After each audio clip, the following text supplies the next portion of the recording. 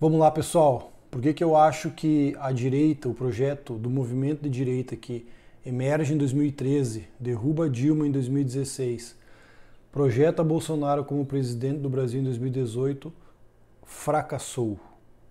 Esse é um debate que surge entre amigos que participaram de todo esse movimento nesses últimos 10 anos e que vivem uma agonia pela situação que se encontra, uma vez que fomos derrotados, Bolsonaro prestes a ser preso, tantos outros aí formadores de opinião com suas contas em redes sociais bloqueadas, contas bancárias bloqueadas, o Bolsonaro com mandato de cassação do seu passaporte e, pelo que tudo indica, logo também será preso como outros.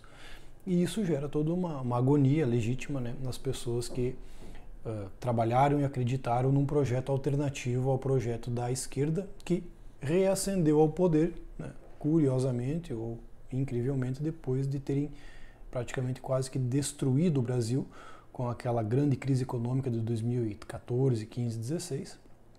E se acreditava que, pelas eleições, Lula jamais teria condição, né, um ex-presidiário, de vencer o grande Bolsonaro, o mito, né, adorado pelas massas Brasil afora. Por que eu tenho dito que esse movimento de direita que culmina com Bolsonaro presidente fracassou?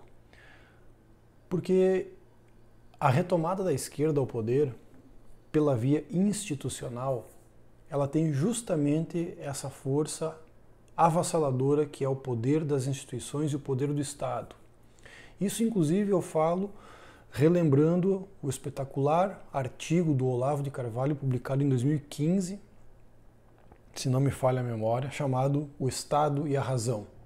Esse artigo está publicado no último livro daquela série Cartas de um Terráqueo ao Planeta Brasil. Está nesse livro, no livro número 10, Estado e a Razão. É um artigo em que o Olavo fala desse poder avassalador do Estado como aquela entidade que consegue firmar todo um conjunto de valores e crenças, inclusive legitimar ou não a própria ciência ou o conhecimento científico admitido. E o PT fez isso, a esquerda fez isso ao retomar o poder com todo o apoio e proteção das instituições de Estado e com a instituição do quarto poder, que é a imprensa.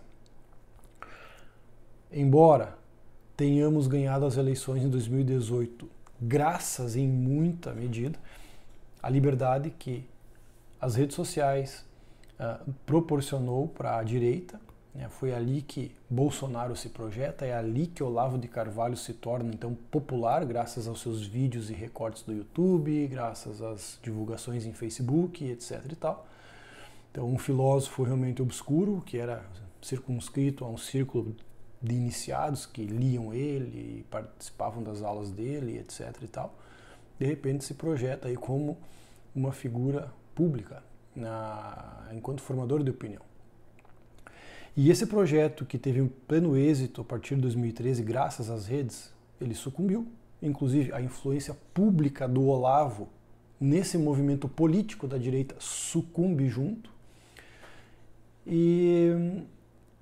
E a força avassaladora que está no poder hoje é o PT junto com o Centrão. Então é uma força socialista, esquerdista, né, com essa matriz e com esse viés, mas não exclusivamente isso. Tem sim o apoio do Centrão, graças aos conchavos mal ou bem, aparentemente bem costurados, e assim está tocando a questão, enquanto toda a direita está sendo criminalizada, como vem sendo já há alguns anos, né?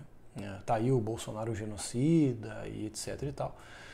Aliás, ninguém foi caçado, perseguido e chamado a depor por chamar o Bolsonaro de genocida, e teve tantos aí que o fizeram, seja figuras da política, da imprensa, enfim.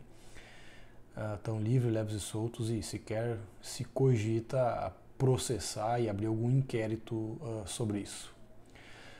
De todo modo, isso prova justamente o ponto da hegemonia brutal e avassaladora da esquerda dentro das instituições que determinam o curso das coisas. E aquela atmosfera de liberdade de redes que nós tínhamos antes de 2018 e que foi peça-chave para levar Bolsonaro ao poder político, não existe mais. De modo que a direita, né, que se sente legada de uma revolução cultural que houve no Brasil ali a partir de 2013, ela não tem mais esse ambiente propício à sua atuação. Não tem como derrubar, como reverter o cenário instituído no Brasil via perfis no Instagram, contas do YouTube. Isso não existe mais. Essa liberdade não existe mais, esse poder de projeção não existe mais. A imprensa, a velha imprensa que perdeu a luta em 2018, e nós ficamos muito eufóricos com essa conquista que nos foi dada pelo ambiente, e isso acabou. A imprensa mostrou seu poder ao derrubar o genocida do Bolsonaro, e aqui eu digo entre aspas, né, porque assim ele foi tratado por 4 anos, e hoje ela pauta a discussão e suprime, junto com as políticas de regulamentação que tem por aí e estão vindo por aí, aquela liberdade, aquele espaço que a direita opositora tinha ali em 2015, 16, 17, 18. Então eu vejo de forma assim muito clara para mim que a esquerda venceu e o nosso projeto de direita influenciado pela Lava Jato, ética na política, né, fora a corrupção, aqueles motes todos, junto com a influência cultural, política de Olavo de Carvalho, com a influência das ideias liberais que também se projetaram no Brasil nos últimos 10, 15 anos, esse projeto fracassou redondamente. Terá que ser feita outra coisa, que eu não faço a mínima ideia de como terá que ser fazer isso, obviamente. Mas eu sinto quando eu vejo meus amigos, pessoas assim angustiadas, que continuam lutando, e não é pior do que enxugar gelo. E eu tenho ponderado isso para eles. Nós não estamos mais no mesmo ambiente de 7, 8, 10 anos atrás, definitivamente não. E aquelas ferramentas que se usou naquele período, hoje em dia, elas não têm mais a mesma eficácia, e eu diria não tem a menor eficácia para combater o poder instituído. Bolsonaro, ao que tudo indica, será preso. Toda reação de direita que possa ameaçar a hegemonia política da esquerda será criminalizada. Tá aí os bordões de fascismo, de antidemocracia, que foi já cimentado e continua sendo cimentado a todo instante pela imprensa, pelas classes falantes. E a direita, ela não tem um estofo intelectual como tem a esquerda, no sentido de estar aparelhada dentro das instituições universitárias, onde se produz o conhecimento e as grandes discussões acadêmicas e intelectuais, como, por exemplo, para pegar um livro de talvez centenas que surgiu nesses últimos 10 anos, de reflexão da esquerda sobre a sua própria crise. Esse livro que é de 2017, logo após o impeachment da Dilma. E esses intelectuais da esquerda começaram a refletir a sua crise. Eles estavam em crise profunda, o seu governo foi destituído pelo impeachment. E eles começam a produzir análises, reflexões, exames de consciência, exame da sua jornada, para ver onde erramos, como que nós erramos, o que fizemos errado, como é que surge essa direita, o que é essa direita. Essa turma da esquerda, desde 2014 e 2015, começou a publicar uma enxurrada de livros sobre o movimento da nova direita. Uma enxurrada de livros. Eu tenho aqui em casa pelo menos aí uns 7, 8 livros desses aí, e eu sei que tem muito mais. Sobre Bolsonaro, genocida, autoritário e todas essas peixas aí, tem dezenas, talvez já esteja na casa das centenas de livros escritos por historiadores, jornalistas, intelectuais, registrando em páginas e mais páginas que Bolsonaro era um genocida, era um ditador e por aí vai. Então a esquerda tem esse poder avassalador de autoanálise, de autocrítica, tanto é que estão aí, novamente, para a surpresa de qualquer pessoa bem pensante ou em sua consciência. partido altamente corrupto, provadamente ladrão, usurpador do poder, porém está aí como defensor da paz, da democracia e até do amor. E isso é fruto de muita estratégia, de muito trabalho, de muita atuação. A exemplo desse livro aqui. Inclusive tem economistas de direita críticos do PT que participam dessa análise crítica que a esquerda faz de si mesma.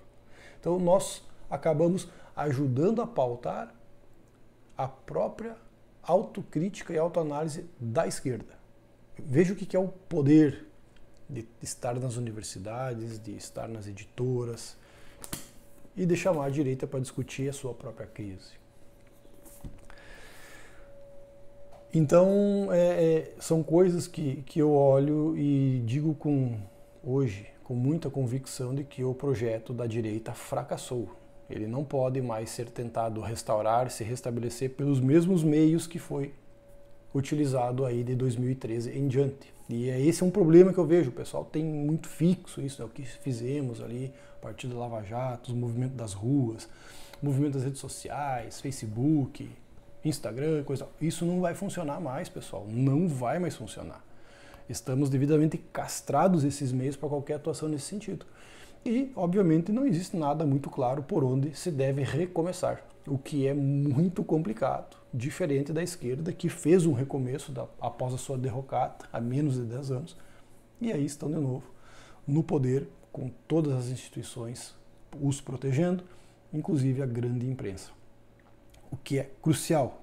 Tem que ter instituições e tem que ter a grande imprensa a seu favor.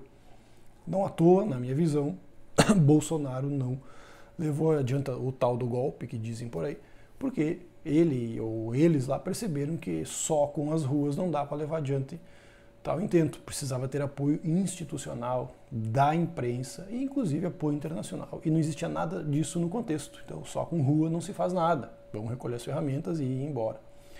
E, a meu ver, foi uma decisão acertada, em que pese agora, né, vão ser tudo presos, estão tudo lascado, e assim consolida-se o fracasso desse projeto, deste movimento.